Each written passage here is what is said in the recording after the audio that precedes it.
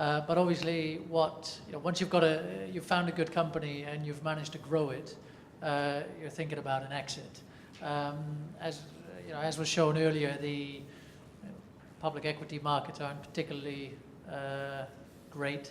They're about back to the 2004 levels, which is relatively shocking. How do you guys see that now in terms of the investments that you have? What kind of exit opportunities are you considering? Javier, maybe to start with you. Last year we tried to list the plastic recycling company in India on the London Stock Exchange, and it did not go. So what we found is actually partnering with strategic buyers or industrial players actually works well right now. And so for that particular company, we've sold a stake to a large Middle Eastern oil and gas company, which is also going to deploy plants in the Middle East. So it's a sort of win-win because they come in at an attractive valuation, but they also help catalyze the growth of the company. So I think that sort of looking with, and you have by the way groups like EDF in France, Électricité de France.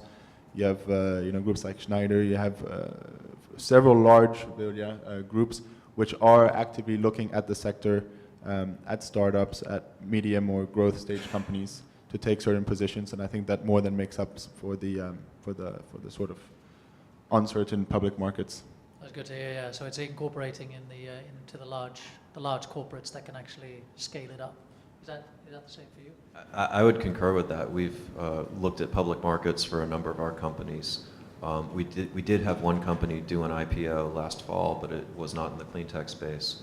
But for those that are, if we take solar as an example, my observation is that there's a great deal of misperception amongst the public markets around the true structure of the solar industry and the fact that some component suppliers, such as module manufacturers in solar, might suffer while those downstream or those selling ancillary products that go along with the modules into those deployments might flourish because of the volume that is being deployed that we're seeing grow.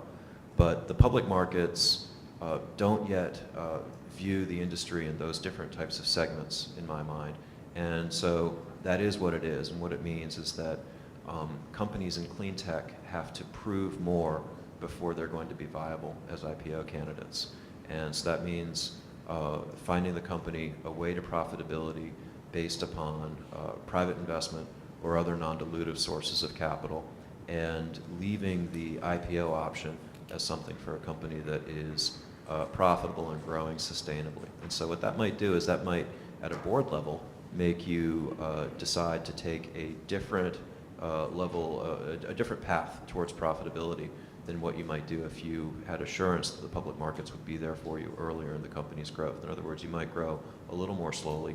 You might focus on certain segments of the market and be a little bit more focused on execution to a certain level of profitability, sacrificing some growth in the process, but then giving the company control of its own destiny and the option, when tides change, for IPO or a strategic exit. Yeah, for us, we are also looking at the public market as a main avenue for exits. We have two portfolio companies will go IPO this year, one in the US and one is in Taiwan. If you look at the type of company we are looking at, if it's a technology-centric company, we actually see Taiwan as a very good market for exit because of the technology-centric nature. 60 to 70% of the market cap and turnover actually technology company. But for industrial or natural resources-based company, we look at Hong Kong as the main exit market. US, we probably will not take any company to the US for the next 3 years. Okay, that's interesting. Are there any questions from the floor? Are your structures which you are representing investing in intellectual properties assets, like patents, licenses, and so on? If yes, on which stage? And if no, why? I guess the answer is that we do, and one example would be again that plastic recycling company which uses a chemical process. When we acquired it, there was a pilot plant, but it was mainly patents and IP. that we acquired, which we then commercialized in India, and simultaneously we continue to develop the technology in partnership with the Agency for Science, Technology and Research in Singapore, and since then have accumulated more patents as well. So it's innovation and patenting the innovation, but it's certainly with a view to exploit it and commercialize it. Our portfolio companies have been opportunistic with respect to going out and acquiring IP, and for the most part, they don't do it. Most of the IP that they have is IP that they've developed themselves.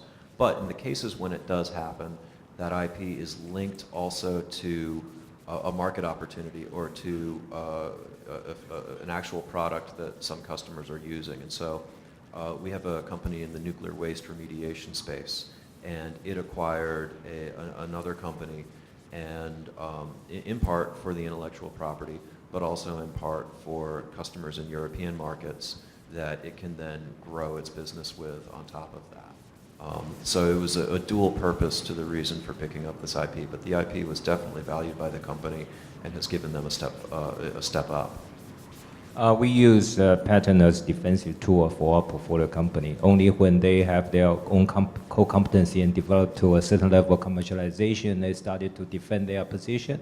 They will go out to find the patent that close to their core competency and acquire those patents. Thank you very much.